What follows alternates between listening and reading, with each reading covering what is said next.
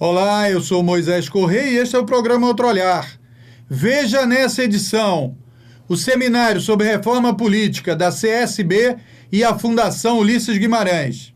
Mostraremos também uma entrevista com o jornalista Beto Almeida, que veio da Argentina e debate a situação do Clarim e da mídia naquele país. Encerramos o programa com um resumo da entrevista que nós fizemos há algumas semanas com Marcos Pacheco, discutindo as telecomunicações e o audiovisual. Outro Olhar vai para um pequeno intervalo. Nos aguarde e voltamos já.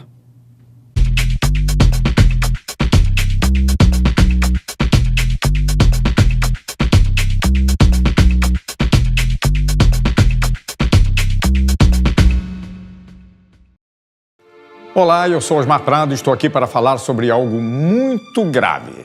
No Congresso Nacional, um projeto de lei pretende regulamentar a terceirização do trabalho no Brasil. Imagine a escola dos seus filhos sem professores, hospitais sem médicos e enfermeiros, uma construtora sem operários. Todos substituídos por profissionais com menos direitos e garantias. A terceirização se dá quando o trabalho de alguém é vendido por um intermediário que lucra com isso. O projeto pretende autorizar essa prática de forma generalizada. O resultado será prejudicial a todos os brasileiros, pois os trabalhadores perderão direitos e garantias conquistados com anos de lutas. A proposta traz benefícios apenas para os empresários que usarão a mão de obra com custo baixo. Basta lembrar que os maiores índices de acidentes de trabalho que hoje ocorrem no Brasil atingem os trabalhadores terceirizados. Caso ocorra a aprovação desse projeto, teremos redução dos atuais salários e empresas sem empregados, pois todos serão terceirizados. A terceirização existe para que a produção fique mais barata, o que pode acobertar o trabalho escravo no Brasil. Não podemos permitir que poucos ganhem com o trabalho de milhões. Esse é o Brasil que você quer para as futuras gerações? Eu digo não. Eu digo não. Eu digo não. Não para a terceirização do trabalho. E você?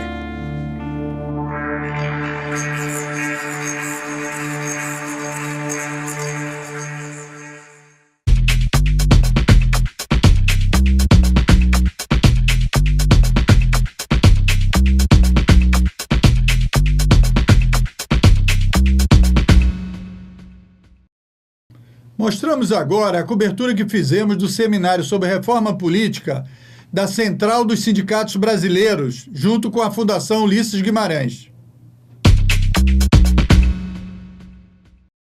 A Central dos Sindicatos Brasileiros realizou no Rio de Janeiro o seminário A Reforma Política e o Movimento Sindical, sua iniciativa em parceria com a Fundação Ulisses Guimarães do PMDB. Dirigentes sindicais do Estado assistiram à palestra ministrada pelo presidente Antônio Neto e debateram temas como a necessidade da participação sindical nos pleitos eleitorais. A atual legislação eleitoral impede que uma categoria profissional contribua com um candidato e seu projeto de governo. Além disso, proíbe que uma entidade de classe tenha representantes que disputem mandatos. A vice-presidente da Central, Maria Bárbara da Costa, elogiou a proposta da CSB de debater a reforma política, que, segundo ela, é um tema urgente na pauta da sociedade brasileira. Para o presidente da CSB, o sistema vigente, ao mesmo tempo em que privilegia a contribuição do setor privado, de pessoas jurídicas, alinhando as candidaturas a interesses econômicos, criminaliza as entidades sindicais. O vice-presidente nacional da CSB, Antônio Jorge Gomes, lembrou que a maioria dos eleitos obteve mandato por média e não por voto direto. Ou seja, o cidadão escolhe um candidato, vota nele e elege outro. Isso não tem nada de democrático, salientou. A reforma política é uma das principais pautas da CSB para 2015.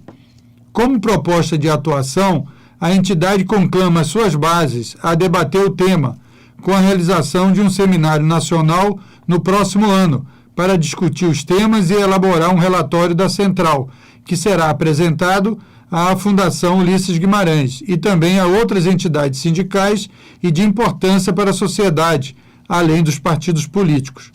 Esse seminário é importante para ampliar a discussão. O ponto principal é estimularmos e abrirmos o debate, conscientizarmos a população sobre a importância e a necessidade da reforma política. A iniciativa é essencial para convidar a sociedade a conhecer as propostas que estão em debate e, consequentemente, poder influenciar esse processo, finalizou Antônio Neto.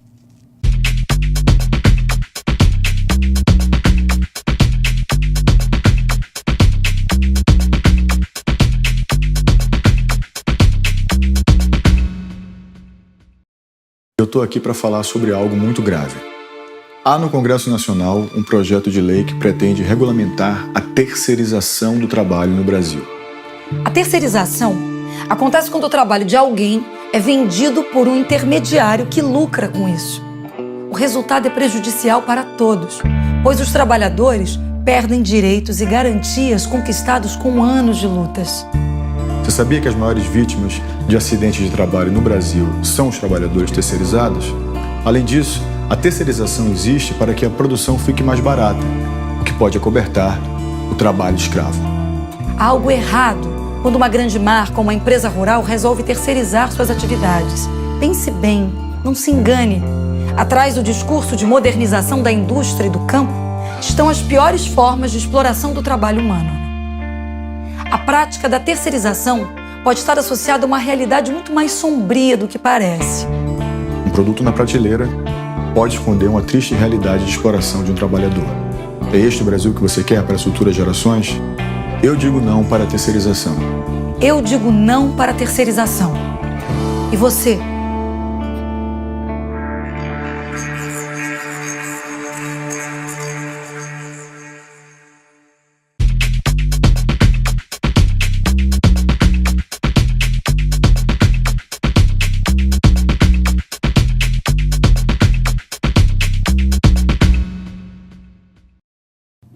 Um assunto está colocado na conjuntura política atual do segundo mandato da presidente Dilma, que é a regulação econômica da mídia.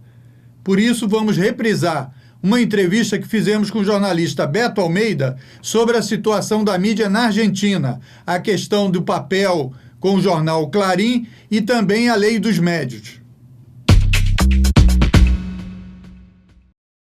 A TV Com BR levanta a discussão hoje de um assunto que tomou conta aí do debate em geral no Brasil, na mídia comercial, que é a situação do jornal Clarín. E eu trago aqui para debater esse assunto o diretor da Telesur, o jornalista Beto Almeida, que também é presidente da TV Comunitária de Brasília. Beto, se falou muito sobre a situação do Clarín.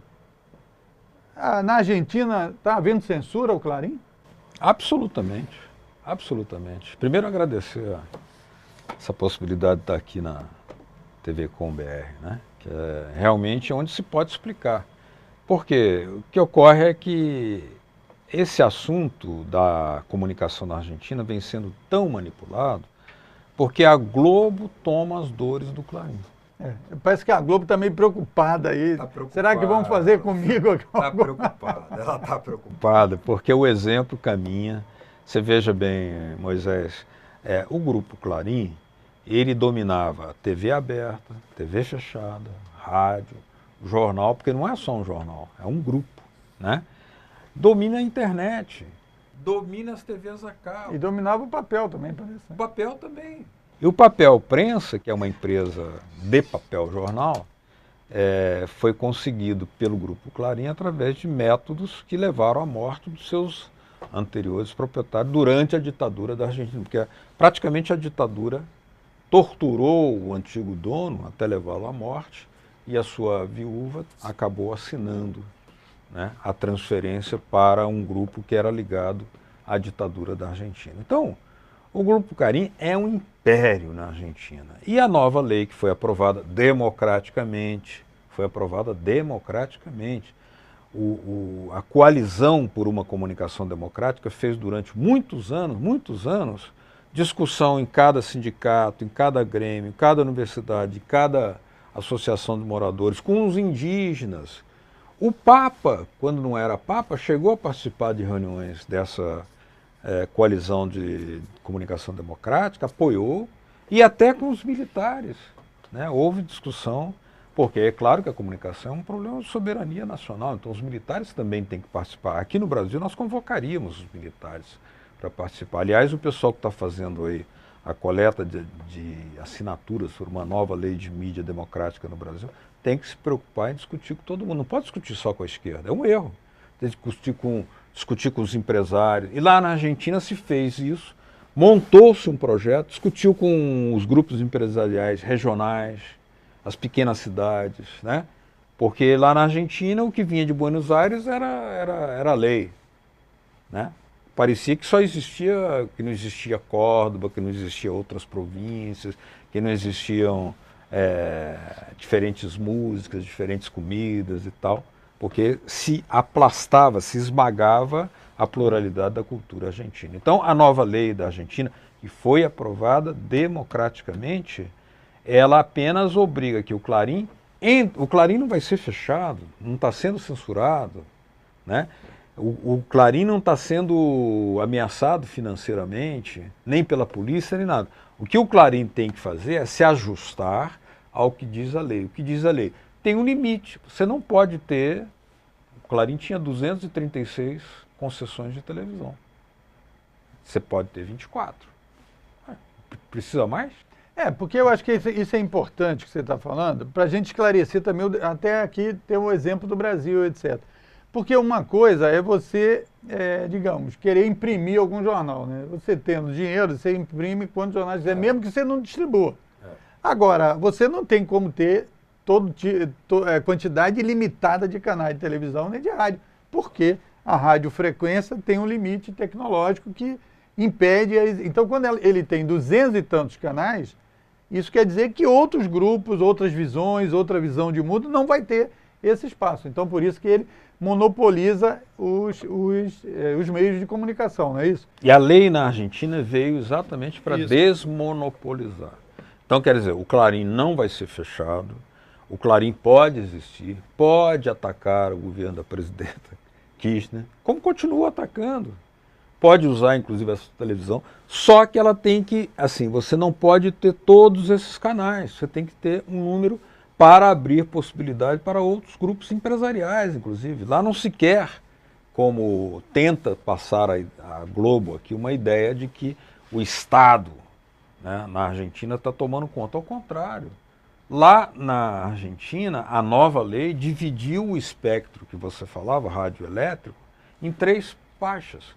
33% é para o grupo empresarial privado, 33% para o grupo estatal, ou seja, entidades do Estado, instituições científicas dessa natureza, tal, inclusive forças militares, e os outros 33% são para entidades sem fins de lucro, ou seja, sindicatos, associação de moradores, grupos originários, né, de índios, né, mapuches, por exemplo, que vão agora, já estão tendo rádios, né, regionais, em que a frequência sua, com financiamento do Estado, isso é importante, e transmitem na sua própria língua, né? Porque aqui no Brasil a gente acaba não tendo esse debate de uma forma muito mais ampla por causa há um impedimento. Então, no fundo, essa crítica que se faz a Cristina Kirchner, né, é uma crítica, mas de que ela está querendo, porque aí se tenta fazer de uma luta que como eu vi aqui nesse livro, né, que o objetivo da comunicação é considerar ela como um direito humano. Então não é uma questão de que o partido da Cristina quer ganhar o poder e por isso destrói essa visão de colocar o ringue entre 2 personagens apenas, a presidenta e o Clarim, é uma maneira de descaracterizar o fundo da questão, né? Claro. Veja bem, Moisés, lá existem 50 universidades federais na Argentina. São 33 províncias, se eu não estou enganado. Essas 50 universidades federais passarão a ter, cada uma delas, um canal de televisão e um canal de rádio aberto. É como aqui se tivesse a Universidade a PUC do Rio, A Universidade Federal, As federais, a Universidade não, as estaduais? privadas não, as federais. A federal, do Rio de Janeiro, a estadual, de Minas Gerais, a Campinas, UERJ, o Campinas e tal. a USP. As que são com financiamento público. Sim. Essas passam a ter direito a um canal de televisão e um canal de rádio. Um em um, certo? Então, porque essa lei é uma lei, inclusive, que não afeta a impressão do jornal. Quem imprime, imprime, continua imprimindo. Né? Só tem que permitir que o jornalista, como você, eu e tal, a gente possa organizar a cooperativa e ter financiamento também. Eu visitei uma cooperativa lá, de um jornal que faliu há 16 anos, e há 16 anos eles tocam o jornal, na forma de uma cooperativa. Por quê? Porque a patronal acumulou dívidas e na hora de pagar a dívida, fugiu. Aí os trabalhadores ficaram com a gráfica. Ele disse assim, o que nós vamos fazer com tudo isso? Eles pegaram as instalações e vão tocar para frente. Nós não precisamos de patrão mesmo. Tocaram, o jornal existe. Por exemplo, a gente vê aqui no Brasil, queria te levantar esse assunto para você analisar também, assim, tem um aspecto aí da mídia, do trabalho da mídia, que a gente vê que esse monopólio, essa coisa que, no caso lá do Clarim, foi dividido, você tem uma televisão, então você não pode controlar a televisão aberta, você controlar a televisão fechada, você controla a TV por assinatura, né? Você não pode controlar a rádio, você controlar a internet, porque aí você acaba fazendo como política de empresa, você prejudica quem? O cidadão que está assistindo. Você viu a questão do futebol no Brasil. Por exemplo, a Globo compra todo o campeonato, mas Bangu e São Cristóvão você não consegue ver. E você não pode. Se eu quiser passar aqui na TV ou na TV comunitária do Rio, eu não consigo passar o Bangu e São Cristóvão. Porque tem comunidade lá em Bangu e São Cristóvão que queira ver esse tipo de jogo. Aí você viu agora na TV Brasil, né? Que está passando a terceira divisão e está tendo uma repercussão grande, com Santa Cruz, etc. Sampaio Correia, que foi campeão agora da Série C. Você lembrou uma coisa muito interessante, que no futebol argentino agora, a partir da nova lei, é obrigatória a transmissão dos jogos. Obrigatória em sinal aberto. Ou seja, você não tem que pagar, uma empresa não tem que pagar para transmitir o jogo. Tem uma regra, que é a seguinte, você pode transmitir durante os 5 dias, sendo que o canal público também vai transmitir, né, 5 dias da semana, dias úteis da semana, e o canal público aos domingos, transmitindo sem cobrar. Então não tem mais isso de que o futebol é privatizado e só assiste quem paga. Não, lá agora é transmissão aberta, pública a partir da nova lei. É democrático? É claro que é democrático. Senão você tinha que comprar uma assinatura de TV, pagar o pay-per-view, né, para assistir um jogo que não vai estar. Então lá agora todos os jogos encontram um meio assegurado de ser televisionado. Porque inclusive isso protege a população, porque daqui a pouco, isso sendo aplicado de forma, estão dizendo até que daqui a pouco eles vão privatizar a água também, né? Privatizar os outros mecanismos, porque se segue nesse diapasão aí de que tudo, então vamos cercar as praças e para entrar na praça você tem que pagar porque essa visão é uma visão que coloca tudo como negócio. Exatamente, a lei da Argentina diz o seguinte, é um direito humano, não é um negócio. Por quê? A comunicação é a cultura, a informação é um bem tão sagrado, porque não existe a humanidade sem comunicação, não existe um ser humano que não se comunique. Só que a visão capitalista está intermediando para dizer, sim, a comunicação é importante desde que você me pague. Ora, bolas. A primeira coisa que o bebê faz ao nascer é comunicar. Nasci, né? Ele berra, né? Tô aí, né? Tô aí. Isso da água que você falou, a guerra da água na Bolívia levou uma rebelião que derrubou o governo do González, né? do governo anterior, que permitiu a eleição do índio Evo Morales. Começou com uma rebelião contra a privatização da água, depois contra a privatização do gás. Veja, hoje a Bolívia mudou, é um país também sem analfabetos, é um país que está nacionalizando a sua riqueza, aumentou o grau de ingressos, né, de pagamento de recursos da população. Agora, a Argentina é mais importante ainda, porque lá, além de uma nova lei para o audiovisual, eu volto a repetir, a lei não afeta jornais, nem revistas. Quem tem jornal e revista, tudo bem. Agora, está dizendo o seguinte, olha, você quer ter rádio, você quer empresariar rádio, ou jornal, ou televisão, tudo bem, só que você não pode ter todas que você queira. Porque é limitado, também tem que, então Tem que assegurar caber todo mundo. a pluralidade. Tem que caber todo mundo. A pluralidade. Agora, veja que importante, Moisés, as centrais sindicais vão ter televisão na Argentina agora. E vão receber financiamento público para comprar os equipamentos. Então você veja, tem a visão do trabalhador, a visão do empresário, a visão dos grupos científicos. Tem uma TV lá que só transmite ciência. Tem outra TV pública que só transmite cinema argentino. Você não tem que pagar por ela. Por quê? Porque lá na Argentina já foi instalada a TV digital em 85% do território. Então, a nova lei estabeleceu que o pacote gratuito, certo? Basta você ser cidadão, comprar por mais ou menos R$100 uma caixinha, instala na sua casa, você não precisa pagar nenhuma mensalidade, mas você tem acesso a 28 canais. 28 canais, um canal de ciência, um de futebol, um de história, um de filme argentino, a Telesur, porque lá na lei, aqui nessa lei, que os canais do Mercosul são canais que têm prioridade dentro da Argentina. Por quê?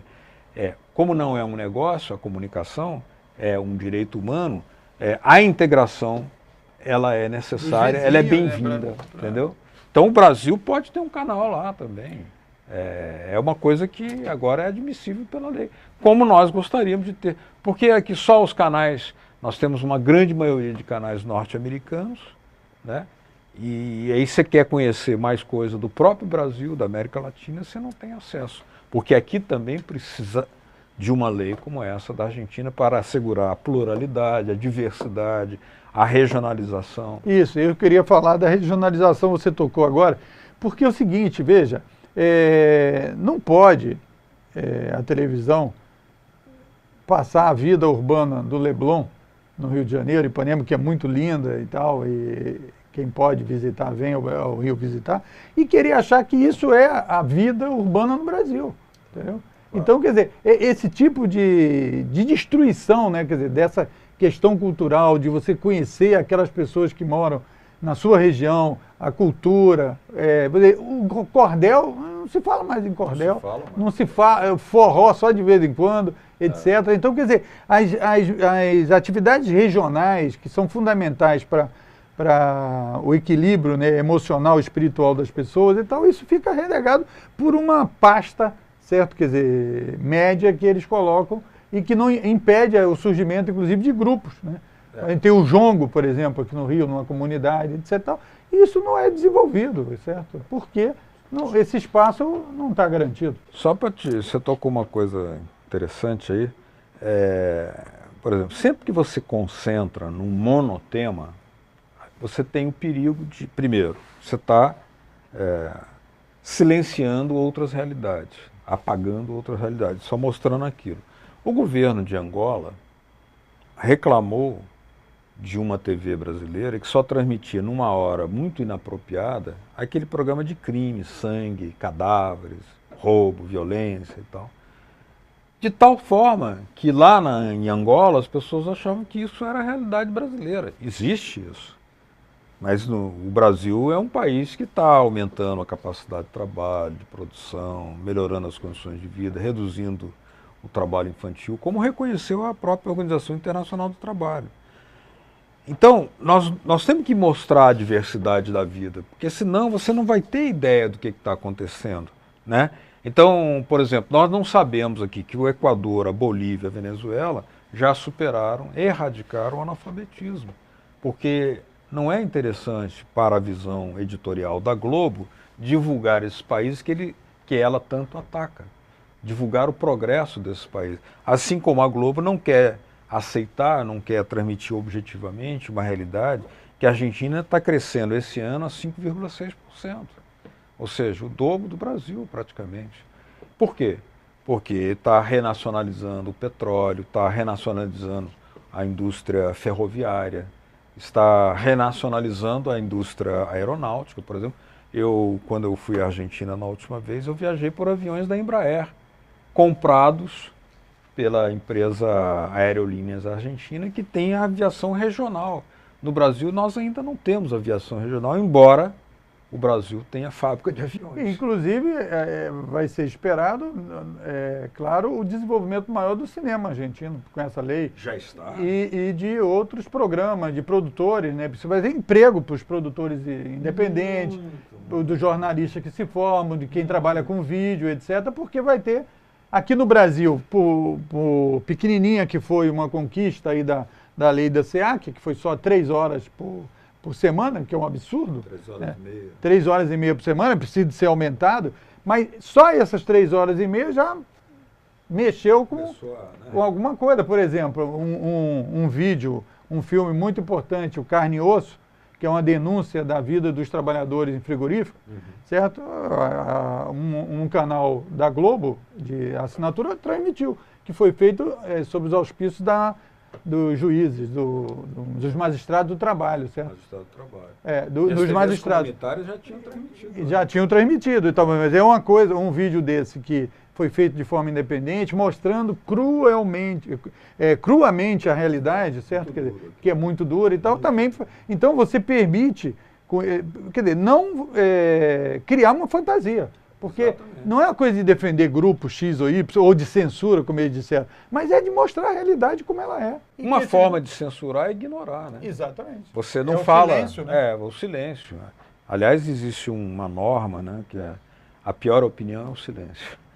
A pior opinião é o silêncio. Então, por exemplo, tudo isso que você dizia, para ser divulgado, você tem que assegurar diversidade e pluralidade.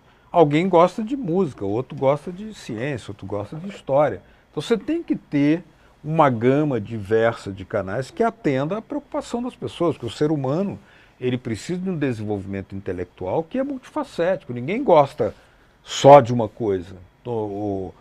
Você não pode, ao mesmo tempo, padronizar e oferecer, por exemplo, uma música de baixo nível, né, que ignore a riqueza da música popular brasileira, que é multifacética, como o jongo, o forró, o choro e tal, se não tiverem canais especializados, né? Não pode mostrar só sertanejo. E também na política.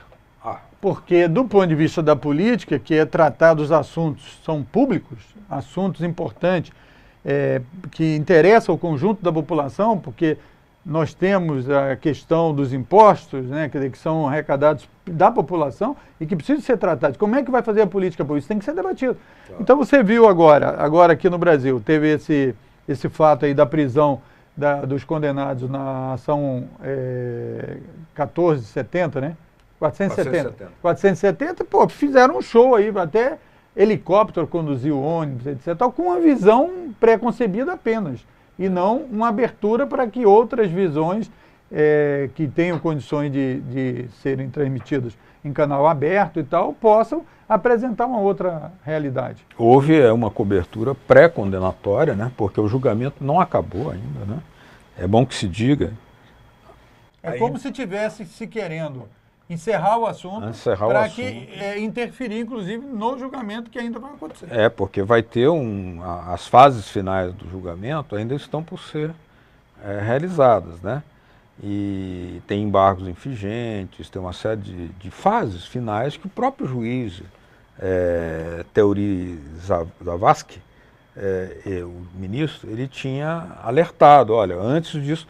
E aí o presidente do tribunal decretou a prisão. Quer dizer, e decretou a prisão, inclusive, numa prisão que é fechada. Uma prisão fechada, quando a própria condenação, a sentença, né, que ele mesmo expediu, diz que é semi-aberta.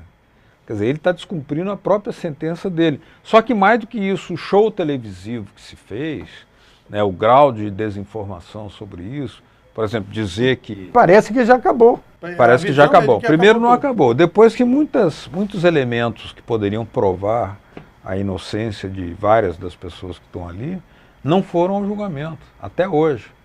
Né? Por isso que o Henrique Pizzolatto fugiu, porque quando se diz ele desviou dinheiro do Banco do Brasil, não, era dinheiro do VisaNet, que tem contratos com o Banco do Brasil e até com a Globo. Até com a Globo. E é uma empresa privada. Aí se diz, aqui está a prova de que houve desvio de dinheiro público. Não há prova. Há condenação, mas não a prova. Por isso que ele fugiu, porque ele quer ter uma outra oportunidade de julgamento lá na Itália. Então, quer dizer, há muita coisa, muita água para rolar, né? Muita coisa é preciso. Mas o alerta que você dava é o seguinte: nós não podemos deixar que os meios de comunicação sejam controlados por uma única visão, porque corremos o risco de induzir toda a população a acreditar num fato que não é real.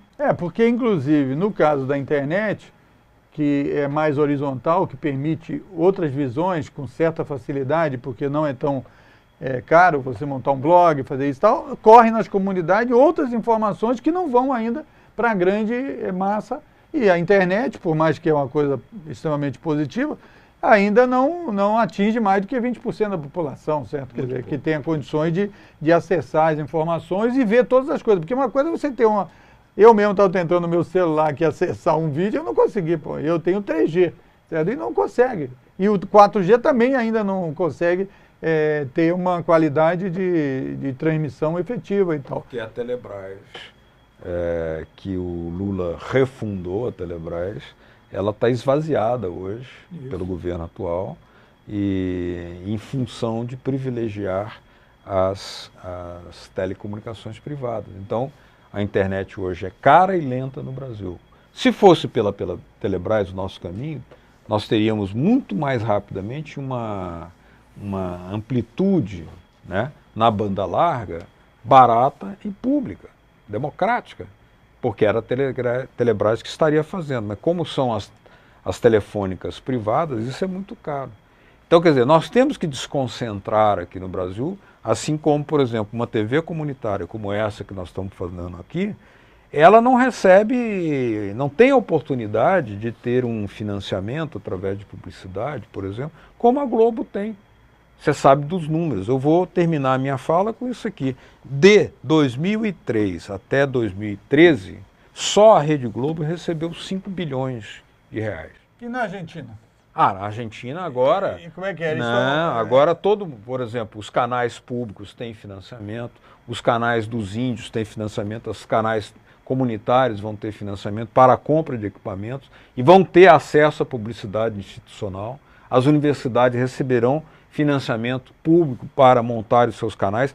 Serão 50 canais em 50 universidades, TV digital aberta, rádio digital aberta. Eu queria aproveitar aí que nós estamos encerrando o programa para levantar uma questão importantíssima para os canais comunitários que você dirige em Brasília. A gente participa aqui no Rio e nós somos da Associação Brasileira dos Canais Comunitários, a ABCCom, que acabou de realizar o Fórum 2013 no Senado, na Câmara e também em discussões internas no Hotel Nacional, que a partir de 2015 nós vamos começar a acabar com a transmissão via analógica. E vamos encerrar esse processo em 2018, passando o Brasil a ter só a TV digital. E os canais comunitários precisam de financiamento para fazer essa transformação tecnológica. Claro. No mínimo, nós vamos precisar de 250 a 300 mil reais, certo? Para cada canal comunitário. E a gente vai precisar de abrir linhas de crédito a fundo perdido, que no BNDES se chama fundos não reembolsáveis, certo? Para garantir isso, porque senão nós vamos encerrar com as TVs comunitárias na forma que nós conhecemos hoje. Alguém pode achar que isso é uma mamata das TVs comunitárias. Eu vou dizer que não. Por exemplo, quando nasceu a Globo recebeu dinheiro ilegal do grupo Time Life, porque a Globo veio para apoiar a Revolução de 64. Então ela se inicia com uma operação financeira irregular, com dólares, para a compra de equipamentos. Agora, todos esses outros grupos, quando se fundam, quando se instalam, recebem financiamentos do governo. E o caso de uma TV comunitária, que já não é uma atividade econômica com fim de lucro, mas é com fim social. Com fim cidadão, né? Ela se enquadra no lance, assim, no espectro da economia solidária, mas ela pode gerar não apenas uma movimentação da cultura, uma movimentação da pequena economia, né, das pequenas micros e pequenas empresas, assim, como, sobretudo, a sua renda se mede em cidadania e informação democratizada.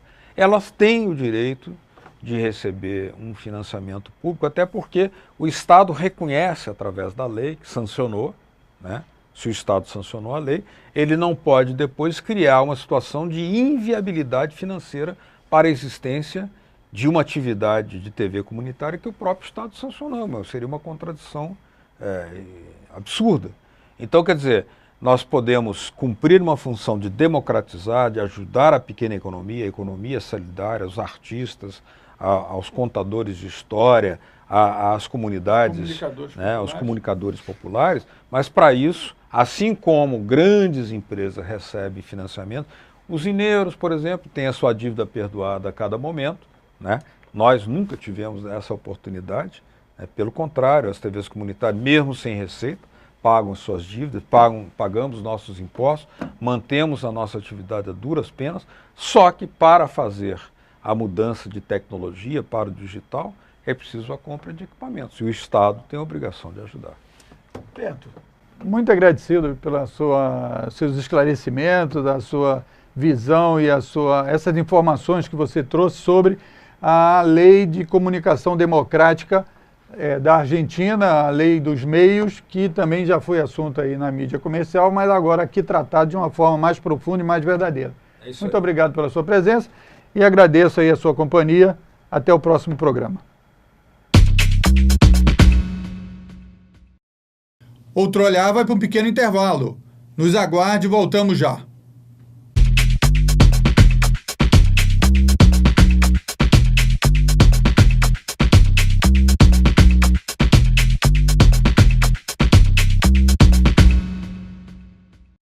Eu estou aqui para falar sobre algo muito grave.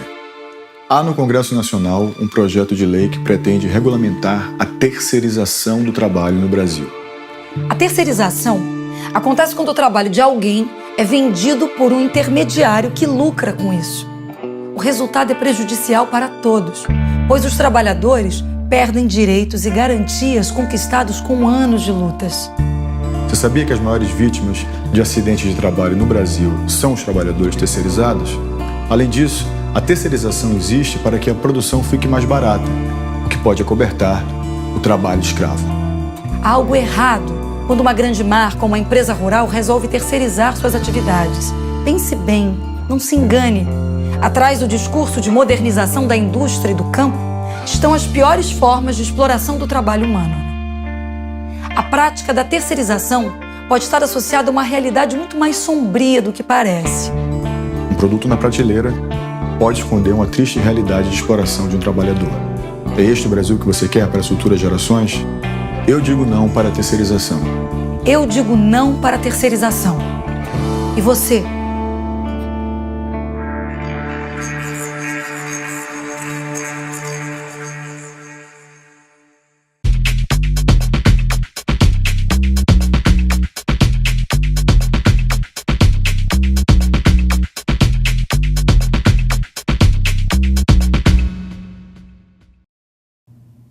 Encerramos o programa de hoje com um resumo da entrevista que fizemos com Marcos Pacheco, consultor de audiovisual e telecomunicações.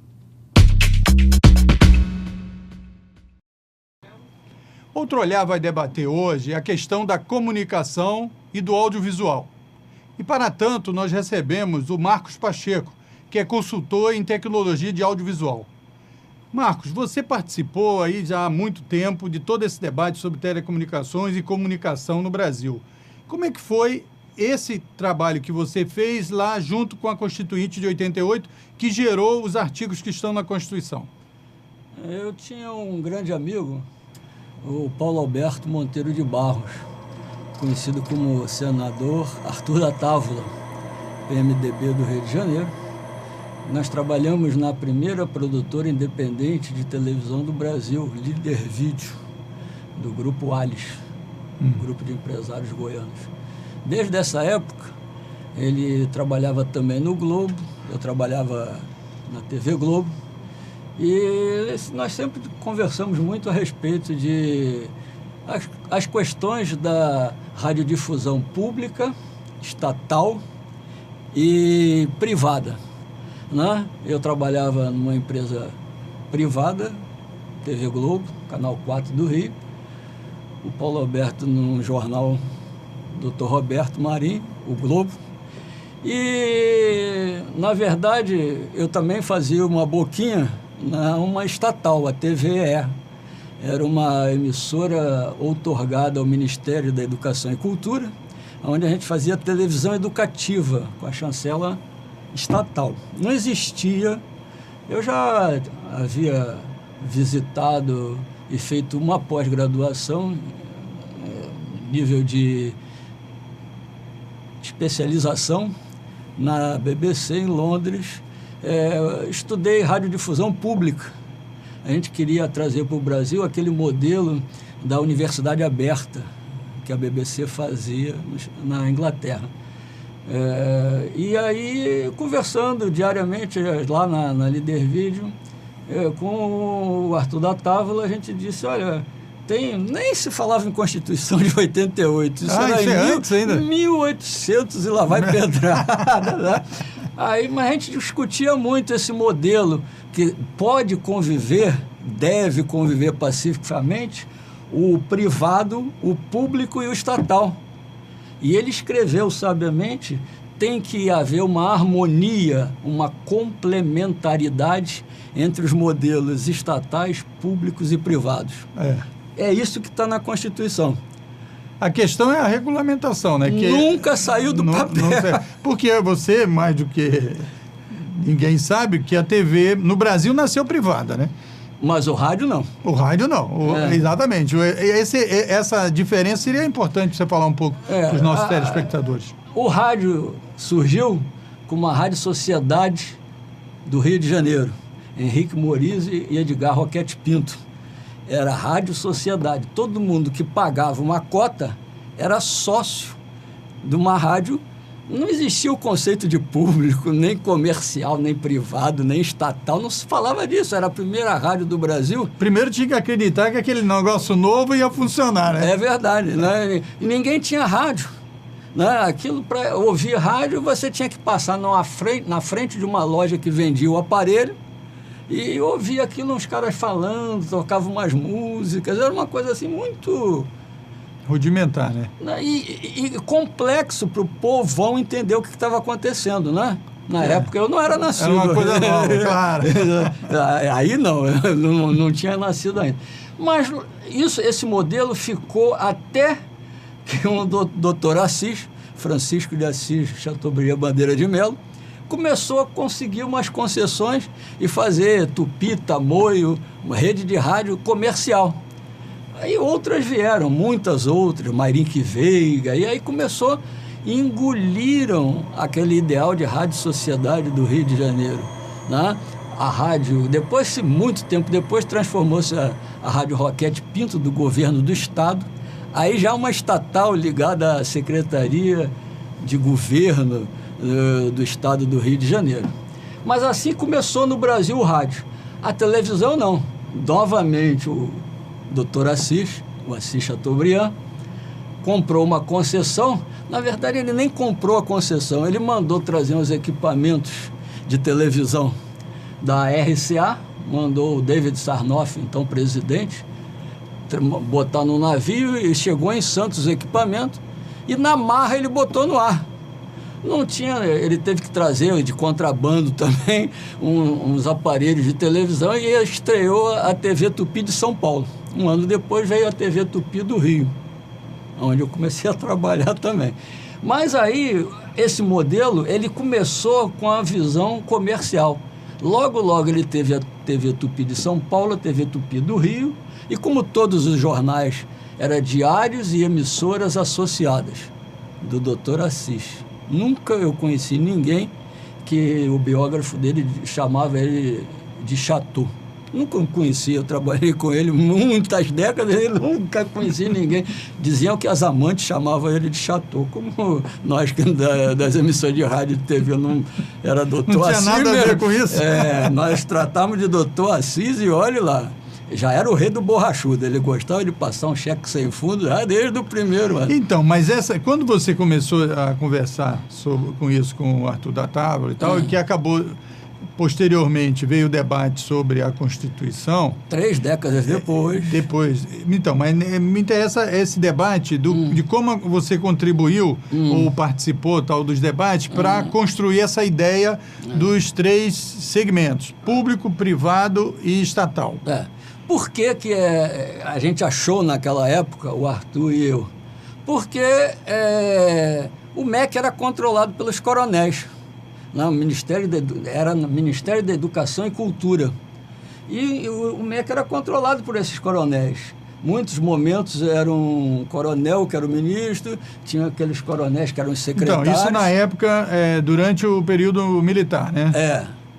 Antecedendo a isso. Foi um debate longo, a gente culminou em 88, porque já vinha muito amadurecido. A gente fazia televisão educativa. E esse debate, então vamos situar aqui para o pessoal, esse debate que você diz que é bem antes da Constituição, da Constituinte de 88, é o quê? 60? 62? 60? Já vi. Não, depois de 64?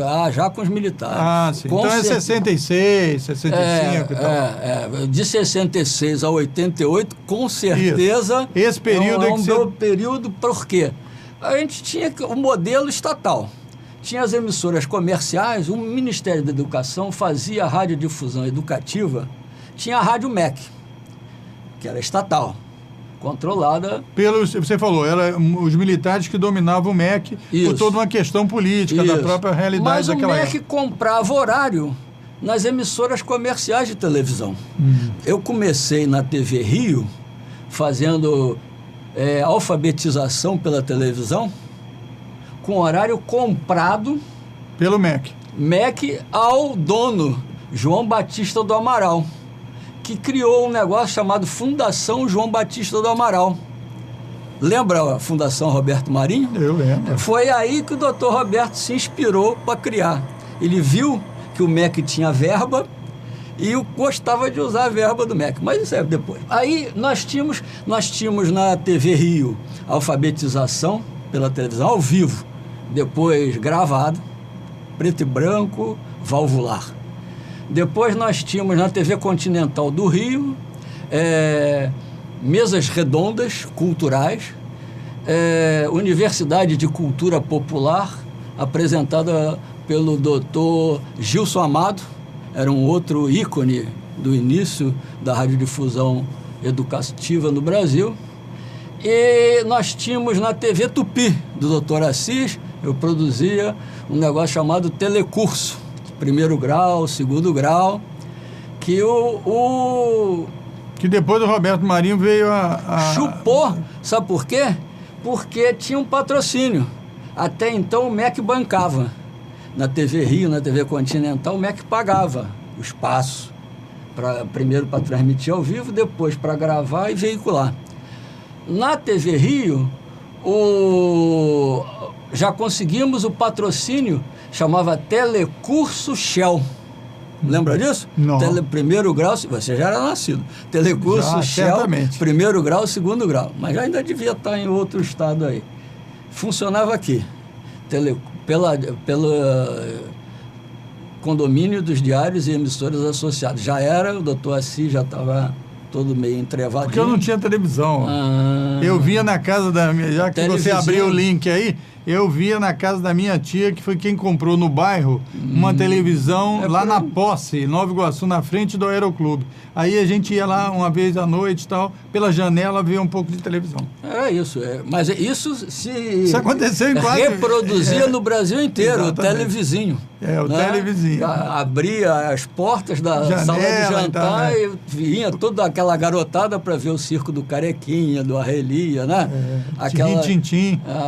Aquela amante do Getúlio, Virgínia Lânia Vedete, que saiu de coelhinha. Rintintim, o rodoviário, o vigilante rodoviário e tal. Isso. E a mim cabia produzir programas educacionais, seja na TV Rio, na TV Continental, na Rede Tupi, né? A rede chamava Rede Associada de Televisão, já com patrocínio.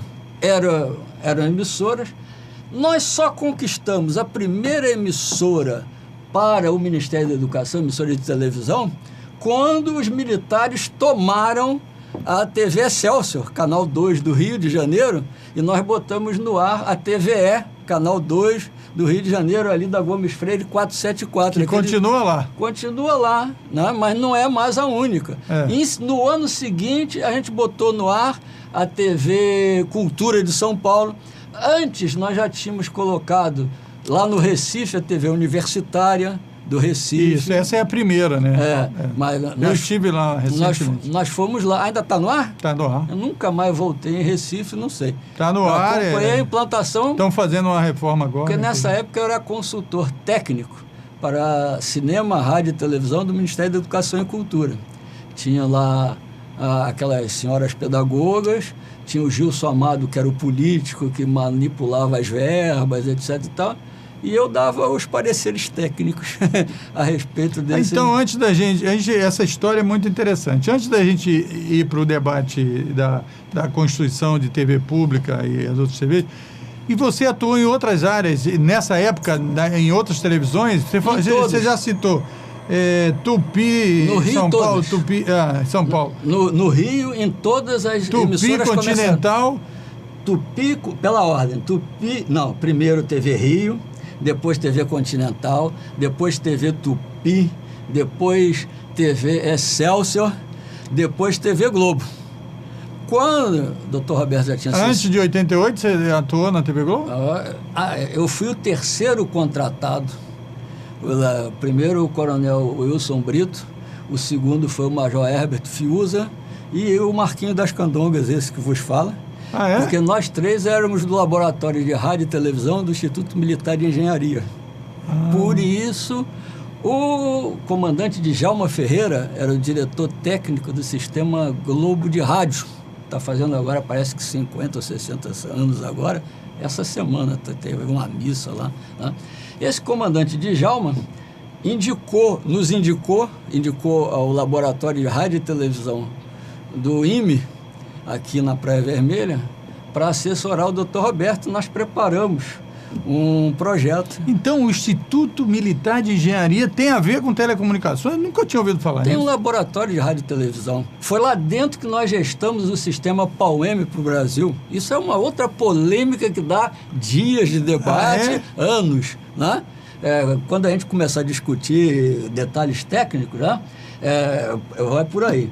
Como é que é a sua visão, você, dessa experiência de construção de rádio e televisão no Brasil, a internet? Porque eles disseram que o cinema ia acabar com não sei o quê, que a rádio ia acabar com não sei o quê, que a televisão ia acabar, que a cor ia acabar. E a internet vai acabar com a televisão? Não acaba. Então fala para o pessoal aí. É soma.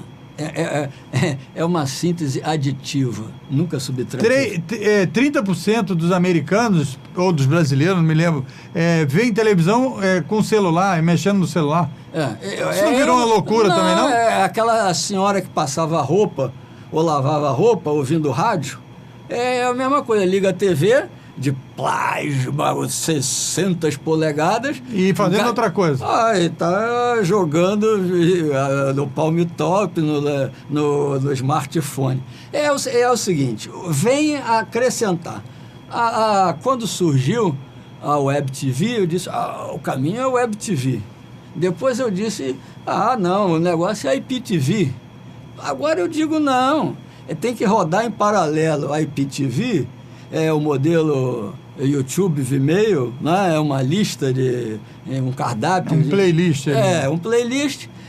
Mas tem que rodar o Web TV para o cara que é viciado e não quer... Numa programação igual de televisão. O cara liga, já está num programa X da hora tal. No computador, porque as Smart TVs, as TVs inteligentes, vão botar a internet no split screen.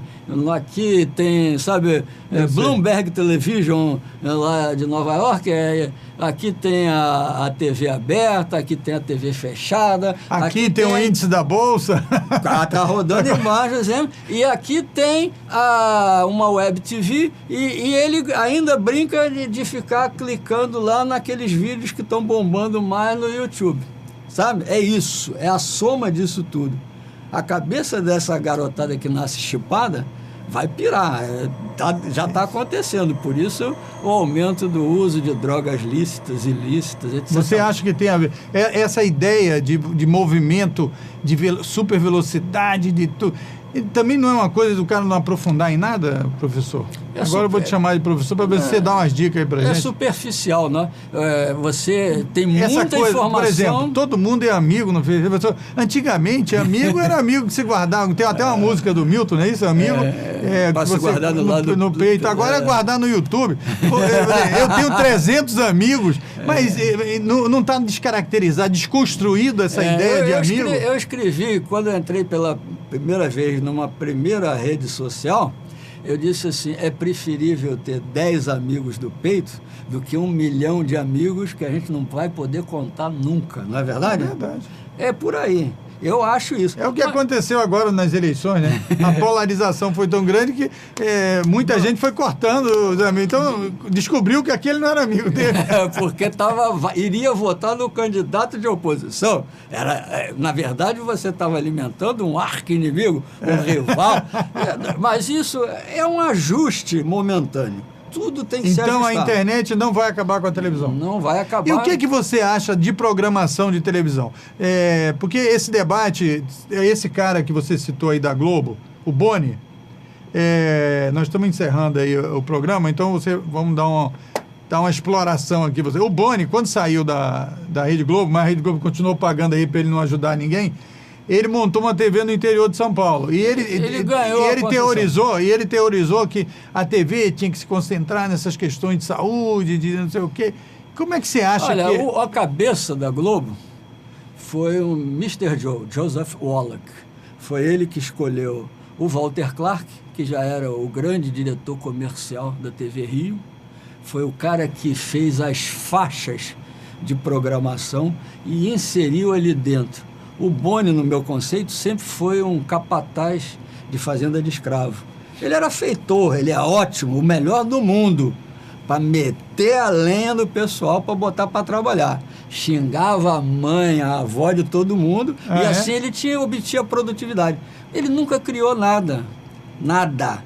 Ou vinha da Time Life, via Mr. Joe, ou era... Que feria a legislação, cá para nós... Mas tá lá, o doutor Assis ainda em vida tentou fazer uma coisa e tal, mas não saiu disso, tá? Porque tinha o respaldo dos militares.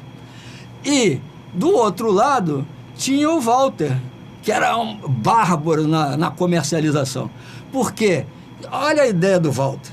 A gente só vai valorizar o segundo do intervalo comercial se a gente aumentar o índice de audiência. Quanto mais sobe a audiência, mais os patrocinadores estão dispostos a pagar o segundo da inserção do comercial. Entre um programa e outro, é verdade. E o Mr. Joe disse, esse garoto era um garoto. É um gênio. Está sabendo das... E ele soube formatar a grade. O que botar no horário nobre, o que botar no horário da manhã para programa infantil, o programa feminino, por que joga o jornal para cá, puxa para lá. Isso só para vender anúncio de sabão em pó, né? Nessa faixa horária vai vender brinquedo, e botava os departamentos comerciais para vender, e vendia mesmo. Então eu vou chamar aqui o Marcos de novo para uma próxima entrevista para a gente falar um pouco mais, mas nosso horário já está encerrando. Eu queria agradecer muito. Nós tivemos aqui um apanhado geral histórico sobre esse meio de comunicação que é a televisão, e com pinceladas em rádio, internet, etc. Marcos Pacheco, muito obrigado pela sua participação aqui no programa Outro Olhar, e parabéns por essa experiência aí que nós estamos agora fazendo televisão comunitária, mas você já tinha feito isso lá na Zona Oeste. Se você quiser falar mais alguma coisa que faltou. Foi um prazer, Moisés Corrêa. Eu estou à inteira disposição de você e das TVs comunitárias. É um assunto que me interessa particularmente. Muito obrigado. Outro Olhar fica por aqui.